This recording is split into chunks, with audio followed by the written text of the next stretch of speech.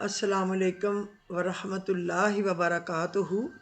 اللہم لبیک چینل میں میرے جتنے بھی لسنرز ہیں، ویورز ہیں، سب کو میری طرف سے ڈھیروں دعائیں اور بہت سارا سلام۔ اللہ تعالیٰ آپ کو اپنے اپنے گھروں میں خوش اور آباد رکھے، اپنی فیملی کے ساتھ خوشی کی زندگی گزارنی نصیب کرے۔ آج جمعۃ المبارک ہے اور میری طرف سے میرے نبی اکرم صلی اللہ علیہ وسلم کی ساری امت کو، کوئی جہاں جہاں بھی ہے، جمعہ بہت بہت مبارک ہو۔ اللہ تعالیٰ سب کا آج کی عبادات کو قبول کرے، جمعہ قبول کرے، درود شریف پڑھا ہوگا سب نے، اس کو قبول کرے، سب نے سورہ کہف پڑھی ہوگی، اس کو قبول کرے۔ تو آج میں نے سوچا ہے کہ کیوں نہ پچھلے جمعے کو ہم نے درود شریف پہ بات کی تھی، اس جمعہ سورہ کہف پہ کیوں نہ کچھ روشنی ڈال لیں۔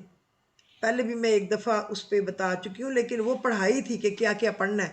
آج میں سورۃ کہف کے متعلق بتانا چاہتی ہوں کہ سورہ کہف ہے کیا، اللہ تعالیٰ نے اس میں کیوں اتاری، کیا ہے یہ کہف جو ہے نا، یہ عربی زبان میں وسیع غار کو کہتے ہیں جو بہت بڑی ہو، اور جو غار کا لفظ ہے یہ تنگ کھو کے لیے استعمال ہوتا ہے، مگر اردو میں غار کہف کا بھی ہم معنی ہے۔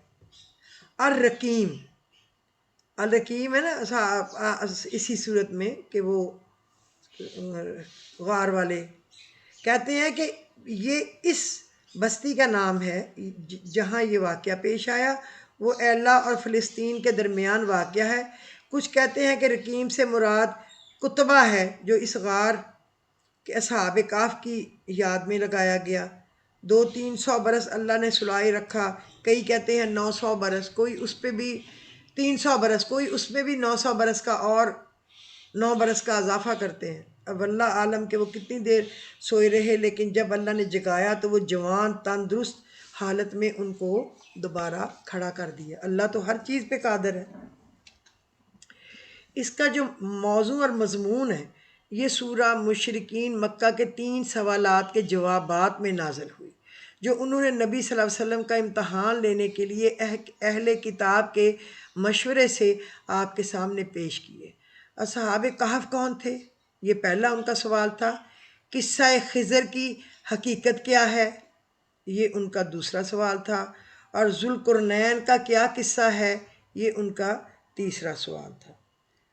جو ہے نا قصہ خضر، روایت میں آیا ہے دوسرا سوال روح کے متعلق تھا، جو اس کا جواب سورہ بنی اسرائیل رکوع نمبر 10 میں دیا گیا ہے، مگر سورہ کہف اور بنی اسرائیل کے زمانہ نزول میں کئی سال کا فرق ہے، اور سورہ کہف میں 2 کے بجائے 3 قصے بیان کیے گئے ہیں۔ اس لیے ہم سمجھتے ہیں کہ دوسرا سوال دراصل قصہ خضر سے متعلق ہی تھا، نہ کہ روح کے متعلق۔ خود قرآن میں بھی ایک اشارہ ایسا موجود ہے جس سے ہمارے اس خیال کی تائید ہوتی ہے کہ یہ حضرت خضر کے علیہ السلام کے ہی لیے تھا۔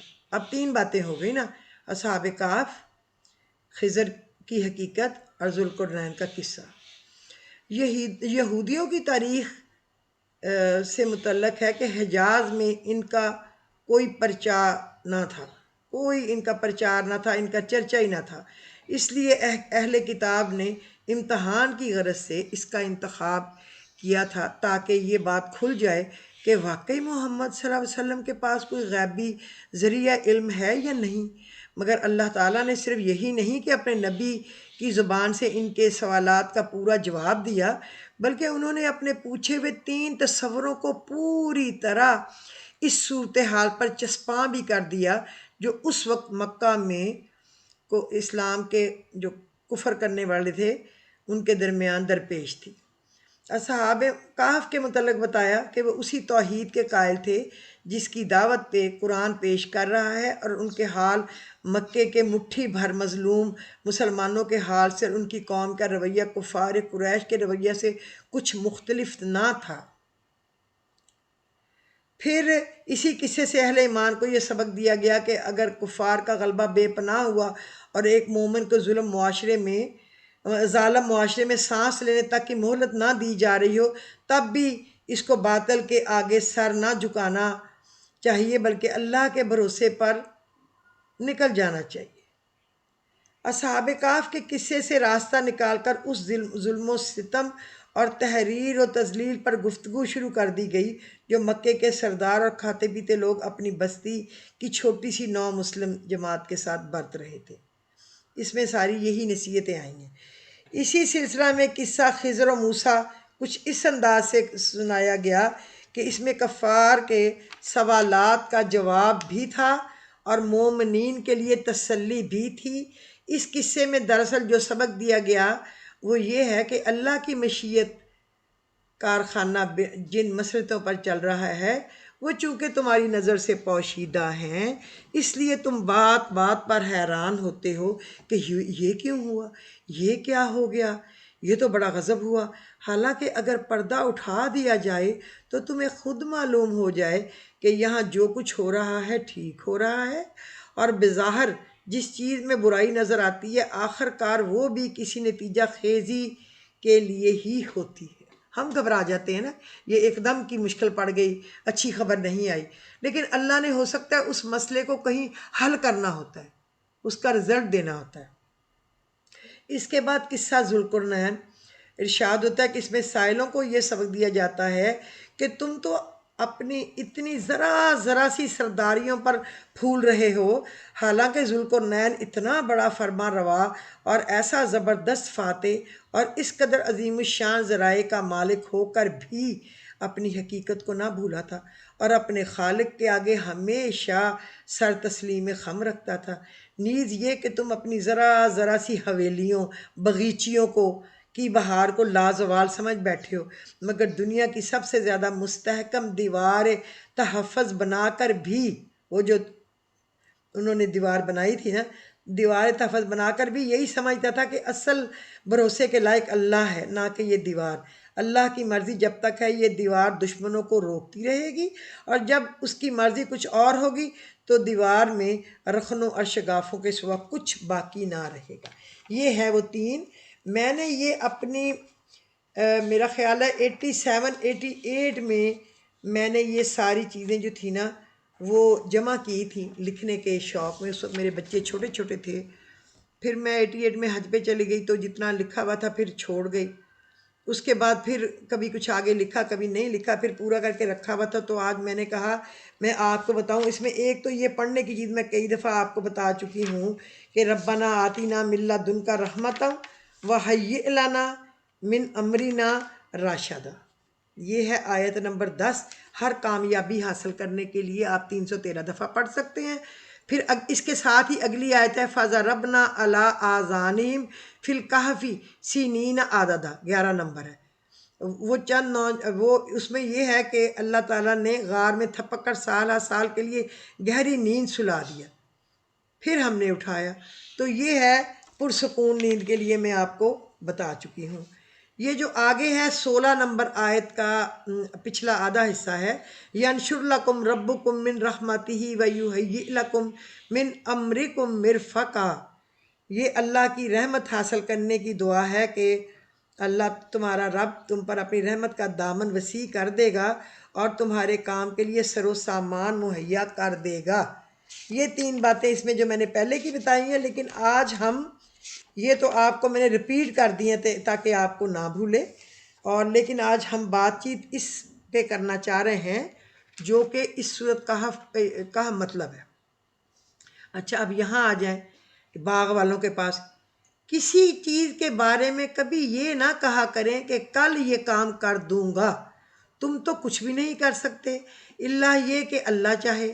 اگر بھولے سے ایسی بات زبان سے نکل جائے تو فوراً اپنے رب کو یاد کرو اور کہو کہ امید ہے میرا رب اس معاملے میں رشد کے قریب تر بات کی طرف میری رہنمائی فرما دے گا۔ یہ کہا کریں انشاءاللہ کے بغیر کوئی بات کبھی بھی نہ کیا کریں۔ اب ہم آتے ہیں اس کی طرف کہ یہ مثال جو باغ والوں کی مثال ہے، اے محمد ان کے سامنے ایک مثال پیش کر دو۔ دو شخص تھے، ان میں سے ایک کو ہم نے انگور کے 2 باغ دیے اور ان کے گرد کھجور کے درختوں کی باڑ لگائی اور ان کے درمیان کاشت کی زمین رکھی۔ دونوں باغ خوب پھلے پھولے، بار آور ہونے میں انہوں نے ذرا سی کسر بھی نہ چھوڑی۔ ان باغوں کے اندر ہم نے ایک نہر جاری کر دی اور اسے خوب نفع ہوا۔ یہ کچھ پا کر ایک دن وہ اپنے ہمسائے سے بات کرتے ہوئے بولا، میں تجھ سے زیادہ مالدار ہوں اور میں تجھ سے زیادہ طاقتور نفری رکھتا ہوں۔ پھر وہ اپنی جنت میں داخل ہوا اور اپنے نفس کے حق میں ظالم بن کر کہنے لگا، میں نہیں سمجھتا کہ یہ دولت کبھی فنا ہو جائے گی اور مجھے توقع نہیں کہ قیامت کی گھڑی کبھی آئے گی۔ تاہم اگر کبھی مجھے اپنے رب کی طرف پلٹایا بھی گیا تو ضرور اس سے بھی زیادہ شاندار جگہ پاؤں گا۔ اس کے ہمسائے نے گفتگو کرتے ہوئے کہا، کیا تو کفر کرتا ہے اس ذات سے جس نے تجھے مٹی سے اور پھر نطفے سے پیدا کیا اور تجھے ایک پورا آدمی بنا کھڑا کیا؟ رہا میں تو میرا رب تو وہی اللہ ہے اور میں اس کے ساتھ کسی کو شریک نہیں کرتا۔ اور جب تو اپنی جنت میں داخل ہو رہا تھا اس وقت تیری زبان سے یہ کیوں نہ نکلا، ماشاء اللہ لا قوت الا باللہ؟ اگر تو مجھے مال اور اولاد میں اپنے سے کمتر پا رہا ہے تو بعید نہیں کہ میرا رب مجھے تیری جنت سے بہتر عطا فرما دے اور تیری جنت پر آسمان سے کوئی آفت بھیج دے جس سے وہ صاف میدان بن کے رہ جائے، یا اس کا پانی زمین میں اتر جائے اور پھر تو اسے کسی طرح نہ نکال سکے۔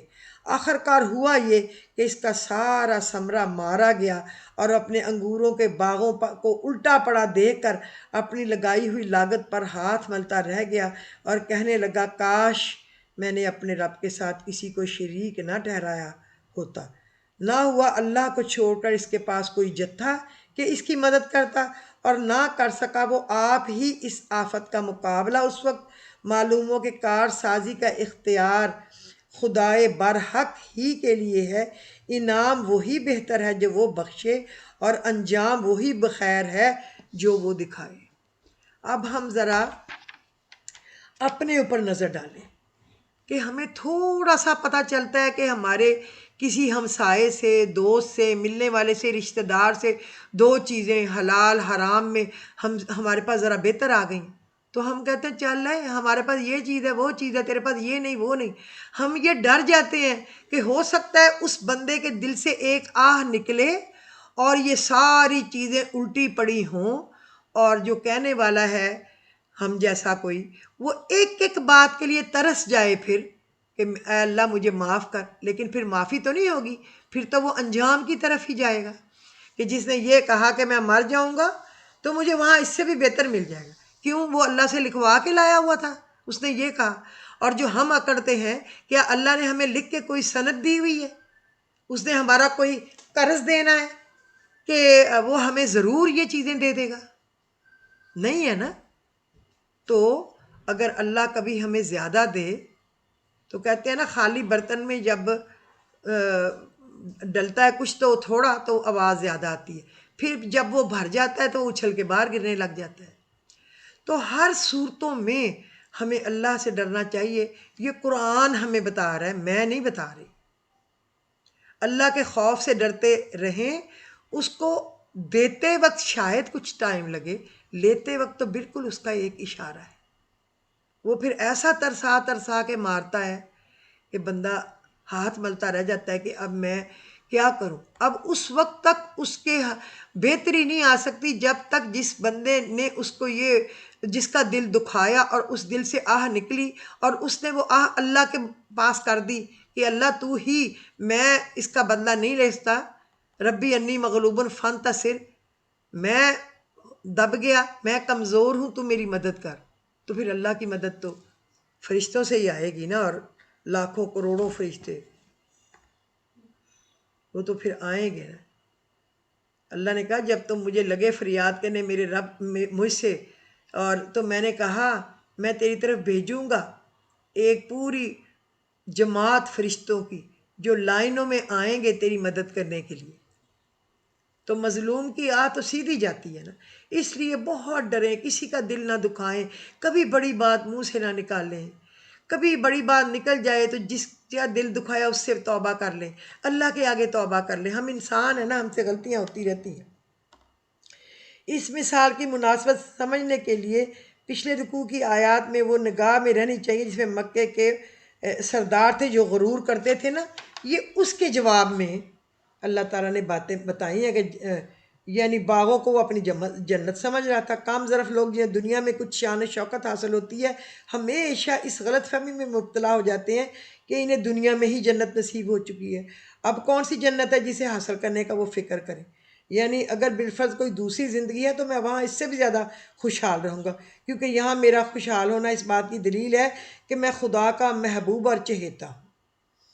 یہ اللہ جو دولت دیتا ہے یہ چہیتے کو نہیں دیتا، اور جب چھینتا ہے تو وہ کسی گناہ گار کی ہی نہیں چھینتا، یہ اس کے ٹیسٹ ہے، کون پاس ہے کون فیل ہے، تو دیکھتا رہتا ہے الٹا پلٹا کے، ہر وقت سب پہ آتا ہے، اونچا نیچا، چاہے میں ہوں آپ ہوں کوئی ہوں، سارے وقتوں میں سے اللہ اس کو گزارتا ہے، پھر ہی اس کو کندن بناتا ہے نا۔ اگرچہ اس نے خدا کی ہستی سے انکار نہیں کیا تھا، بلکہ وارا ارددت الی ربی کے الفاظ دہرائے تھے کہ وہ خدا کے وجود کا قائل تھا، اس کے باوجود اس کے ہمسائے نے اسے کفر باللہ کا مجرم قرار دیا۔ اس کی وجہ یہ تھی کہ کفر باللہ محض ہستی باری کا انکار ہی نہیں، تکبر، فخر اور غرور اور انکار آخرت بھی اللہ سے کفر ہی ہے، جس نے یہ سمجھا کہ بس میں ہی ہوں، میری دولت اور شان کسی کا عطیہ نہیں بلکہ میری قوت و قابلیت کا نتیجہ ہے، میں نے کر لیا، یہ میں نے بنا لی اتنی چیزیں، میں قابل ہو گیا، میں لاجواب ہو گیا، میں نے اتنا خرچ کر لیا، اور میری دولت لازوال ہے، کوئی اس کو مجھ سے چھیننے والا نہیں، اور کسی کے سامنے مجھے حساب دینا نہیں۔ وہ اگر خدا کو مانتا بھی ہے تو محض ایک وجود کی حیثیت سے مانتا ہے، اپنے مالک آقا اور فرما روا کی حیثیت سے نہیں مانتا، حالانکہ ایمان باللہ اس حیثیت سے خدا کو مانتا ہے، نہ کہ محض ایک موجود ہستی کی حیثیت سے۔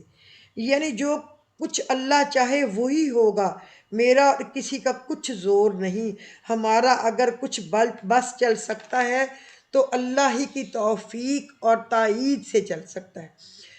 یعنی وہ زندگی بھی بخشتا ہے، موت بھی، وہ عروج بھی عطا کرتا ہے، زوال بھی، اس کے حکم سے بہار آتی ہے تو خزاں بھی آ جاتی ہے۔ اگر آج تمہیں عیش و خوشحالی میسر ہے تو اس غرے میں نہ رہو، یہ حالت لازوال ہے، جس خدا کے حکم سے یہ کچھ تمہیں ملا، اس کے حکم سے وہ سب کچھ تم سے چھین سکتا ہے۔ یہ ہمیں ہر وقت کا ڈر ہونا چاہیے۔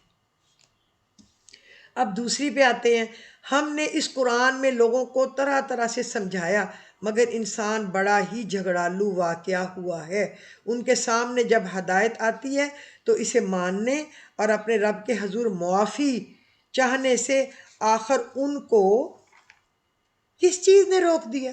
اس کے سوا اور کچھ نہیں کہ وہ منتظر ہیں کہ ان کے ساتھ بھی وہی کچھ ہو جو پچھلی قوموں کے ساتھ ہو چکا، یا یہ کہ وہ عذاب کو آتے اپنی آنکھوں کے سامنے دیکھ ہی لے۔ یعنی جہاں تک دلیل و حجت کا تعلق ہے، قرآن نے واضح حقیقت بتانے میں کوئی کسر نہیں اٹھا رکھی۔ دل اور دماغ کو اپیل کرنے کے جتنے مؤثر طریقے اختیار کرنے ممکن تھے وہ سب بہترین انداز میں یہاں اختیار کیے جا چکے ہیں۔ اب وہ کیا چیز ہے جو انہیں قبول حق میں مانع ہو رہی ہے؟ صرف یہ کہ انہیں عذاب کا انتظار ہے، جوتے کھائے بغیر یہ سیدھے ہونے والے نہیں۔ یہ دیکھیں نا، اس کا مطلب ہے جوتے کھا کے، وہ برا انجام دیکھ کے پھر ہی انہوں نے مڑنا تھا، اور ان کو کچھ ان کی عقل کام نہیں کر رہی تھی کہ ہم اب اللہ کے ڈر سے معافی مانگ لیں اور جھک جائیں۔ وہ اکڑے ہوئے تھے، جب تک اللہ ان کو توڑے گا نہیں، ان کے غرور کو خاک میں ملائے گا نہیں، وہ ٹھیک ہونے والے نہیں تھے۔ یہ کہ ظاہر بھی نگاہ دنیا میں جو بظاہر جو کچھ کرتے ہیں دیکھتی ہے، اس سے بالکل غلط نتائج اخذ کر لیتی ہے، کیونکہ ان کے سامنے اللہ تعالیٰ کی وہ مصلحتیں نہیں ہوتی جنہیں ملحوظ رکھ کر وہ کام کرتا ہے۔ ظالموں کا پھلنا پھولنا اور بے گناہوں کا تکلیفوں میں مبتلا ہونا، نافرمانوں پر انعامات کی بارش اور فرما برداروں پر مصائب کا ہجوم، بدکاروں کا عیش اور نیکوکاروں کی خستہ حالی، یہ وہ مناظر ہیں جو آئے دن انسانوں کے سامنے آتے رہتے ہیں، محض اس لیے کہ لوگ ان کو اس کونا کو نہیں سمجھتے۔ ان سے عام طور پر ذہنوں میں الجھنیں بلکہ غلط فہمیاں تک پیدا ہو جاتی ہیں۔ کافر اور ظالم ان سے یہ نتیجہ نکالتے ہیں کہ یہ دنیا اندھیر نگری ہے، کوئی اس کا راجہ نہیں، اور یہ ہے تو چوپٹ ہے، یہاں جس کا جو کچھ چاہے کرتا رہے، کوئی پوچھنے والا نہیں۔ مومن اس طرح کے واقعات کو دیکھ کر دل شکستہ ہوتے ہیں اور بسا اوقات سخت آزمائشوں کے موقع پر ان کے ایمان تک متزلزل ہو جاتے ہیں۔ ایسے ہی حالات میں اللہ تعالیٰ نے حضرت موسیٰ علیہ السلام کو اپنے کارخانہ مشیت کا پردہ اٹھا کر ذرا اس کی ایک جھلک دکھائی تھی۔ وہ جو مچھلی کا واقعہ ہوا تھا کہ جہاں مچھلی نکلے گی وہاں پہ تم دیکھنا کہ تمہیں کوئی شخص ملے گا۔ تو پھر جب ان کو پتہ ہی نہیں چلا، مچھلی نکل کے سمندر میں چلی گئی، اور جو ان کا خادم تھا اس کو بھی بتانے کا یاد بھول گیا۔ جب انہوں نے پوچھا، چلتے ہی گئے آگے کہ میرے تو منزل وہیں آنی ہے، رکنا ہی وہاں ہے اللہ کے حکم سے۔ تو اس نے بتایا کہ وہ مچھلی تو وہاں، جب ہم ایک جگہ پہ مچھلی رکے سرنگ کی طرح چلی گئی ہے دریا میں، مجھے شیطان نے بھلا دیا، مجھے معاف کر دے۔ تو پھر وہ واپس پلٹے۔ چنانچہ وہ یہ دونوں نقش قدم پر پھر واپس ہوئے۔ مچھلی تو عجیب طریقے سے نکل کر دریا میں چلی گئی۔ موسیٰ نے کہا اسی کی تو ہمیں تلاش تھی۔ چنانچہ وہ دونوں اپنے نقش قدم پر واپس ہوئے، اور وہاں انہوں نے ہمارے بندوں میں سے ایک بندے کو پایا جسے ہم نے اپنی رحمت سے نوازا تھا اور اپنی طرف سے ایک خاص علم عطا کیا تھا، جس کو علم لدنی کہتے ہیں نا، غیب کا علم۔ موسیٰ نے ان سے کہا میں آپ کے ساتھ رہ سکتا ہوں تاکہ آپ مجھے بھی دانش کی باتیں بتائیں۔ انہوں نے کہا آپ صبر نہیں کر سکیں گے، بہرحال دیکھو اگر تم بولے تو پھر میں تمہیں نہیں ساتھ رکھوں گا۔ یعنی منزل مقصود کا یہی نشان تو ہم کو بتایا گیا تھا۔ اس سے خود بخود ہی اشارہ نکلتا ہے کہ حضرت موسیٰ یہ سفر اللہ تعالیٰ کے حکم سے تھا، اور ان کو منزل مقصود کی علامت یہی بتائی گئی تھی کہ جہاں ان کے ناشتے کے لیے مچھلی غائب ہو جائے گی وہیں مقام اس بندے سے ملاقات کا ہے جس سے ملنے کے لیے وہ بھیجے گئے تھے، لہٰذا آپ پیچھے مڑ گئے، ان سے ملے۔ یہ تھا جو خضر علیہ السلام کا واقعہ۔ یہ سمجھیں کہ خضر کوئی انسان نہ تھے بلکہ اللہ کے ان بندوں میں سے تھے جو مشیت الہی کے تحت، نہ کہ شریعت الہی کے تحت ہر کام کرتے ہیں۔ پہلی صورت ہم تسلیم کر لیں، اگر قرآن بالالفاظ صریح یہ کہہ دیتا ہے وہ بندہ جس کے پاس حضرت موسیٰ اس تربیت کے لیے بھیجے گئے تھے انسان تھا، لیکن قرآن ان کے انسان ہونے کی تصریح نہیں کرتا بلکہ صرف عبدم من عبادنا، میرے بندوں میں سے ایک بندہ، یہ کہتا ہے نا، ہمارے بندوں میں سے ایک بندہ کے الفاظ بولتا ہے، جو ظاہر ہے اس بندے کے انسان ہونے کے مستلزم نہیں ہے۔ قرآن مجید میں متعدد جگہ فرشتوں کے لیے بھی یہ لفظ استعمال ہوا ہے۔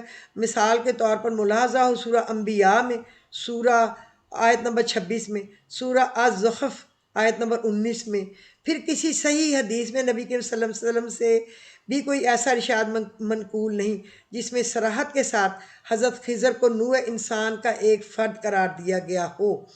اس باب میں مستند ترین روایت وہ ہے جو سعید بن جبیر ان بن عباس ان ابی بن کعب ان رسول اللہ صلی اللہ علیہ وسلم کی سند سے حدیث ان سے متعلق ہے۔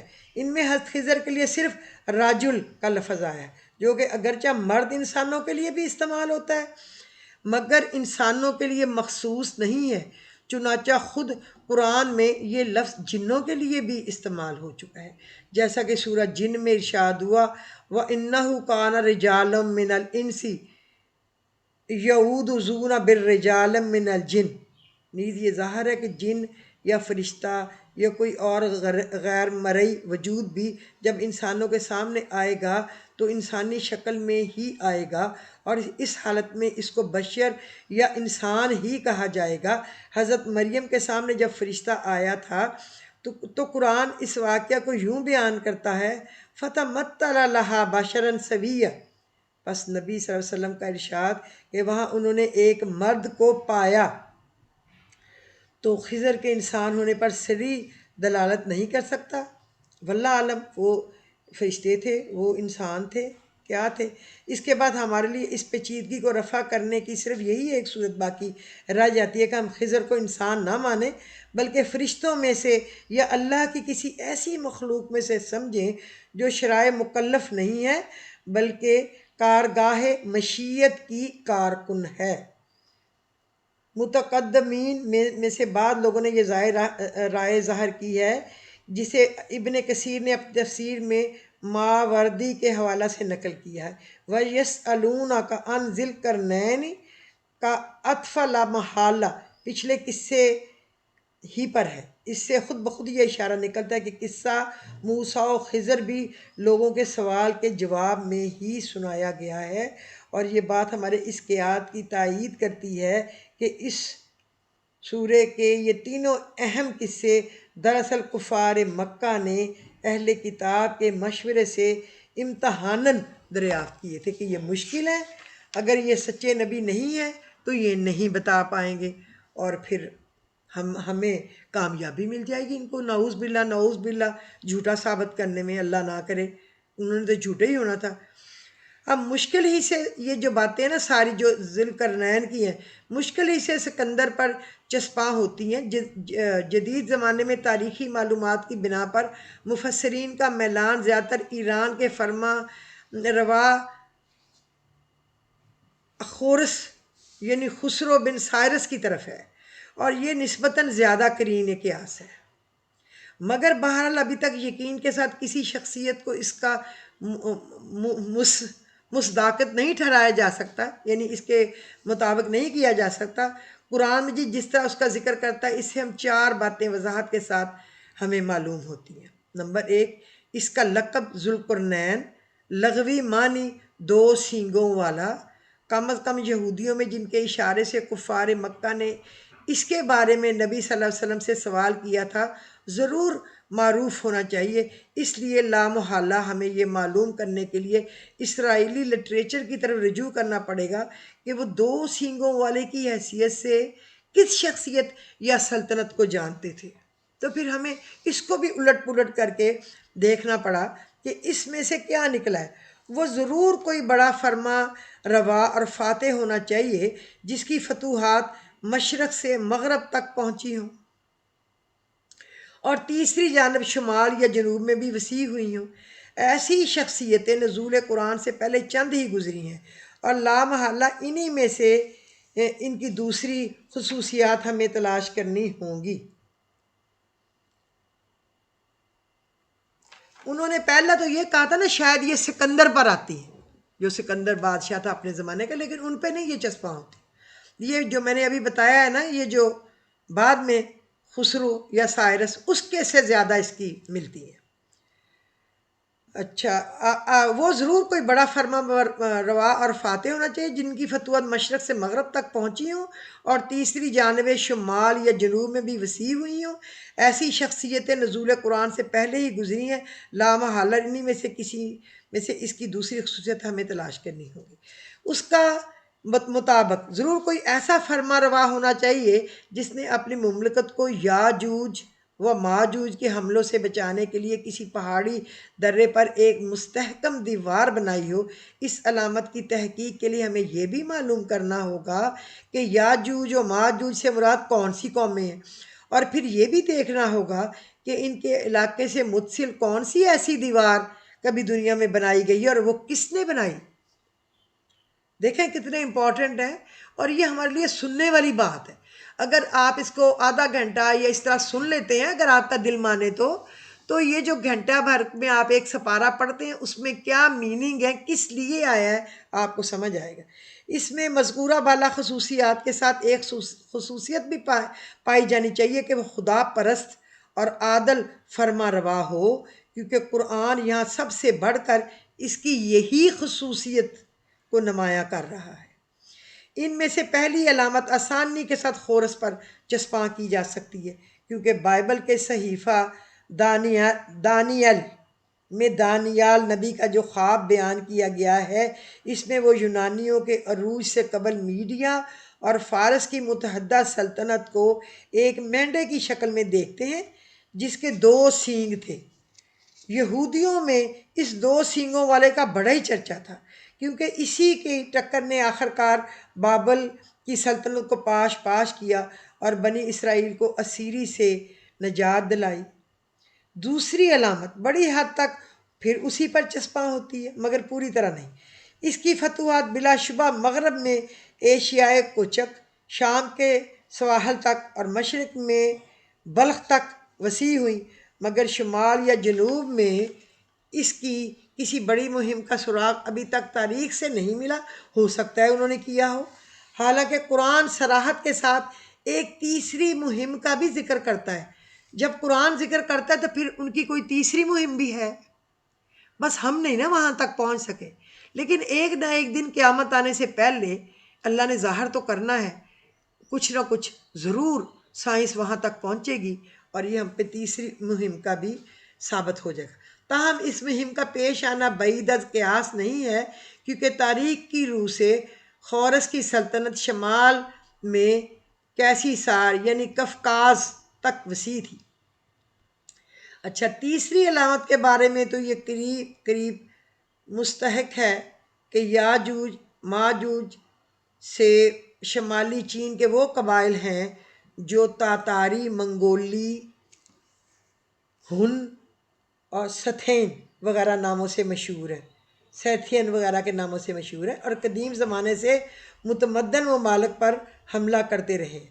نیز یہ بھی معلوم ہے کہ ان کے حملوں سے بچنے کے لیے قفقاز کے جنوبی علاقے میں دربند اور داریال کے استحکامات تعمیر کیے گئے تھے، لیکن یہ ابھی تک ثابت نہیں ہو سکا کہ خورس ہی نے یہ استحکامات تعمیر کیے تھے، لیکن آپ دیکھ لینا یہ ثابت ہو جائے گا کہ یہ بھی اسی نے کیے تھے، کیونکہ ساری قرآن تعریفیں اسی کی ہیں۔ آخری علامت قدیم زمانے کے معروف فاتحوں میں سے اگر کسی پر چسپاں کی جا سکتی ہے تو وہ خورس ہی ہے، کیونکہ اس کے دشمنوں تک نے اس کے عدل کی تعریف کی۔ وہ بائبل کی ایک کتاب ازراس اس بات پر شاہد ہے کہ وہ ضرور ایک خدا پرست، ایک خدا ترس بادشاہ تھا، جس نے بنی اسرائیل کو ان کی خدا پرستی ہی کی بنا پر بابل کی اسیری سے رہا کیا اور اللہ وحدہ لا شریک کی عبادت کے لیے بیت المقدس میں دوبارہ ہیکل سلیمانی کی تعمیر کا حکم دیا۔ اس بنا پر ہم یہ تو ضرور تسلیم کرتے ہیں کہ نزول قرآن سے پہلے جتنے مشہور فاتحین عالم گزرے ہیں، ان میں سے خورس ہی کے اندر ذوالقرنین کی علامات پائی جاتی ہیں، لیکن تعین کے ساتھ اس کو ذوالقرنین قرار دینے کے لیے ابھی مزید شہادتوں کی ضرورت ہے۔ تاہم دوسرا کوئی فاتح قرآن کی بتائی ہوئی علامات کا اتنا بھی برابر نہیں ہے۔ یہ ساری باتیں جتنا خورس کے اوپر آتی ہیں۔ تاریخ بیان کے لیے صرف اتنا ذکر کافی ہے کہ خورس ایک ایرانی فرما روا تھا جس کا عروج 549 کاف میم کے قریب زمانے میں شروع ہوا۔ اس نے چند سال کے عرصے میں میڈیا یعنی الجبال اور لیڈیا یعنی ایشیائی کوچک کی سلطنتوں کو مسخر کرنے کے بعد 539 کاف میم میں بابل کو بھی فتح کر لیا، جس کے بعد کوئی طاقت اس کے راستے میں مزاحمت نہیں رہی۔ اس کی فتوحات کا سلسلہ سندھ اور سغد یعنی موجودہ ترکستان سے لے کر ایک طرف مصر لیبیا تک اور دوسری طرف تھریس اور مقدونیہ تک وسیع ہو گیا، اور شمال میں اس کی سلطنت قفقاز یعنی کاکیشیا اور خوارزم تک پھیل گئی۔ عملاً اس وقت تک پوری مہذب دنیا اس کی فرما روا تھی۔ غروب آفتاب کی حد سے مراد، جیسا کہ ابن کثیر نے لکھا ہے، اقصا ما یسألک فی من الارض من ناحیہ المغرب، نہ کہ آفتاب غروب ہونے کی جگہ۔ مراد یہ ہے کہ وہ مغرب کی جانب ملک پہ ملک فتح کرتا ہوا خشکی کے آخری سرے تک، سمندر کے آگے تک پہنچ گیا، فتح کرتا ایک کنارے سے دوسرا کنارہ۔ یہ دیکھیں کتنی شاندار باتیں ہیں۔ ہاں، وہاں غروب آفتاب کے وقت ایسا محسوس ہوتا تھا کہ سورج سمندر کی سیاہی مائل گدلے پانی میں ڈوب رہا ہے۔ اگر فی الواقع ذوالقرنین سے مراد خورس ہی ہو تو یہ ایشیائی کوچک کا مغربی ساحل ہوگا، جہاں بحر ایجین چھوٹی چھوٹی خلیجوں کی شکل اختیار کر لیتا ہے۔ اس قیاد کی تائید یہ بات بھی کرتی ہے کہ قرآن یہاں بحر کی بجائے عین کا لفظ استعمال کرتا ہے، عین کے ساتھ این یہ نون این یعنی دیکھنے والا لفظ استعمال کرتا ہے، جو سمندر کی بجائے جھیل یا خلیج ہی پر زیادہ صحت کے ساتھ بولا جاتا ہے۔ ضروری نہیں ہے کہ اللہ تعالیٰ نے یہ بات براہ راست وحی یا الہام کے ذریعے سے ہی ذوالقرنین کو خطاب کر کے فرمائی ہو، حتیٰ کہ اس سے ذوالقرنین کا نبی یا محدث ہونا لازم آئے، بلکہ یہ ارشاد زبان حال کے واسطے سے بھی ہو سکتا ہے، اور یہی قرین قیاس ہے۔ ذوالقرنین اس وقت فتح یاب ہو کر اس علاقے پر قابض ہوا تھا، مفتوح قوم اس کے بس میں تھی۔ اللہ نے اس صورتحال میں اس کے ضمیر کے سامنے یہ سوال رکھ دیا کہ تیرے امتحان کا وقت ہے، یہ قوم تیرے آگے بے بس ہے، تو ظلم کرنا چاہے تو کر سکتا ہے، اور شرافت کا سلوک کرنا چاہے تو یہ بھی تیرے اختیار میں ہے۔ یعنی وہ ممالک فتح کرتا ہوا مشرق کی جانب ایسے علاقے تک پہنچ گیا جہاں مہذب دنیا کی سرحد ختم ہو گئی تھی، اور آگے ایسی وحشی قوموں کا علاقہ تھا جو عمارتیں بنانا تو درقرار خیمے بنانا بھی نہیں جانتی تھی۔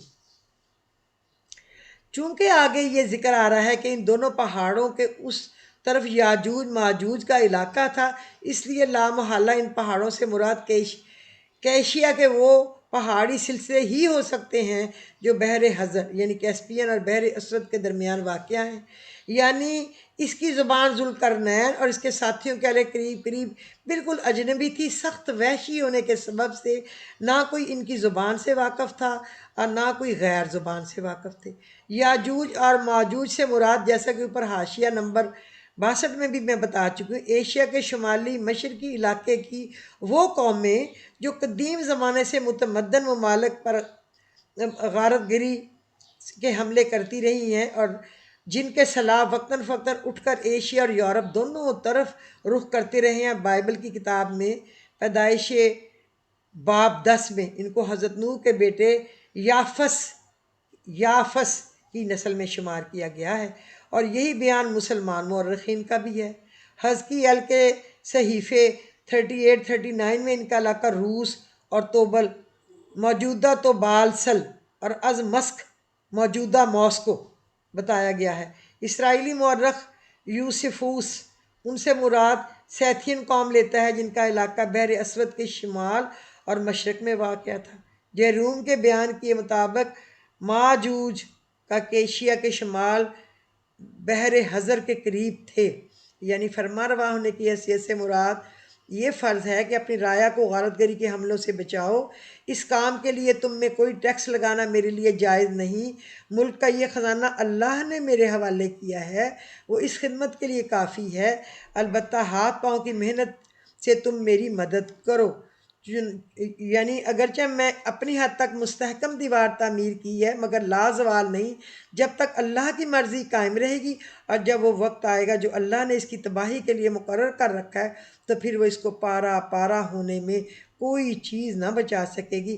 وعدے کے وقت کا ذو معنی مطلب ہے، اس سے مراد اس دیوار کی تباہی کا وقت بھی ہے، اور وہ ساتھ بھی ہے جو اللہ تعالیٰ نے ہر چیز کی موت اور فنا کے وقت کے لیے مقرر فرمائی ہے، یعنی قیامت۔ یہاں پہنچ کر ذوالقرنین کا قصہ ختم ہو جاتا ہے۔ یہ قصہ اگرچہ کفار مکہ کے امتحانی سوال پر بنایا گیا ہے، مگر قصہ اصحاب کہف، قصہ موسیٰ و خضر، یہ واقعہ اسی لیے لوگوں کو سمجھانے کے لیے کہ اللہ تعالیٰ کیا کیا کچھ کر سکتا ہے، کیا کیا کچھ نہیں کر سکتا۔ جو کچھ بھی کر رہے ہو ہر کام میں اللہ سے ڈرتے رہو، عزت ذلت رزق سب اللہ کے اختیار میں ہے، جب چاہے دے دے، جب چاہے چھین لے۔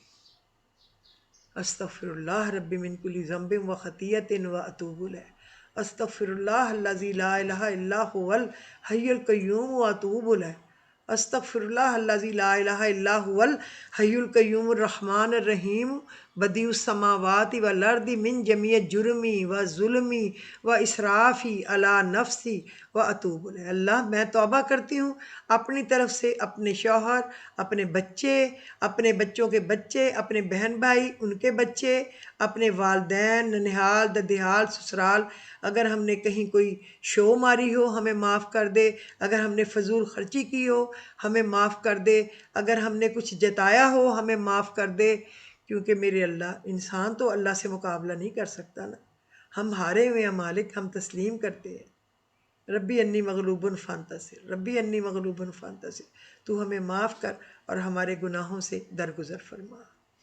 آج کا ایپیسوڈ ضرور لمبا ہو گیا، لیکن اس میں سورۃ کہف کی میں نے پوری ہسٹری آپ کو بتا دی ہے، بھلے آپ 3 دفعہ میں، 4 دفعہ میں، 6 دفعہ میں تھوڑا تھوڑا کر کے اس کو سن لیں۔ پوری جو آپ کو علم ہونا چاہیے اصحاب کہف کا، میں نے اس کو پورے کوشش کی ہے۔ آپ یقین کریں، یہ میں نے 87 میں نوٹ کرنا شروع کیا تھا، کرتے کرتے تھوڑا تھوڑا، پھر کبھی ٹائم ملا کبھی نہیں ملا، پھر کبھی کہا بتاؤں گی، لیکن جب اللہ کا حکم ہوتا ہے تبھی آپ بتا سکتے ہیں۔ تو میں نے آج بڑا ضروری سمجھا کہ جمعہ بھی ہے تو اصحاب کہف کے متعلق میں بتاؤں۔ یہ ایک قسم کی مسلمانوں کے لیے ایک کہانی ہے، سچی قرآن کی کہانی، اور سورہ کہف کو ہر جمعے پڑھنا بھی ہوتا ہے۔ جو اس کو پڑھتا ہے اس کے دل کا نور اگلے ہفتے تک رہتا ہے، اس کو یہاں سے لے کے اللہ کے گھر تک روشنی نظر آتی ہے اور رحمتیں آسمان سے نازل ہوتی ہیں۔ اللہ سب کو پڑھنے کی، عمل کرنے کی توفیق دے۔ اگر آپ کو میرا یہ ایپیسوڈ پسند آیا ہو تو لائک اور اس کو شیئر کر دیں، اور اس کو جس نے نہیں سبسکرائب کیا اگر وہ کرنا چاہے تو کر دے، اور کچھ لوگوں کو شیئر کریں۔ یہ سورہ کہف کی پوری تفسیر ہے، تشریح ہے، اس کا نچوڑ ہے۔ اگر کوئی اس کو پڑھ لے گا، سن لے گا، تو اس کو ایک پوری صورت کے متعلق علم ہو جائے گا، کیا ہے، کیا تھی، کیا مقصد تھا۔ یہ کافروں کے سوال تھے حضور پاک کا امتحان لینے کے لیے، اور اللہ نے تو حضور کو بہت علم دیا ہوا تھا نا۔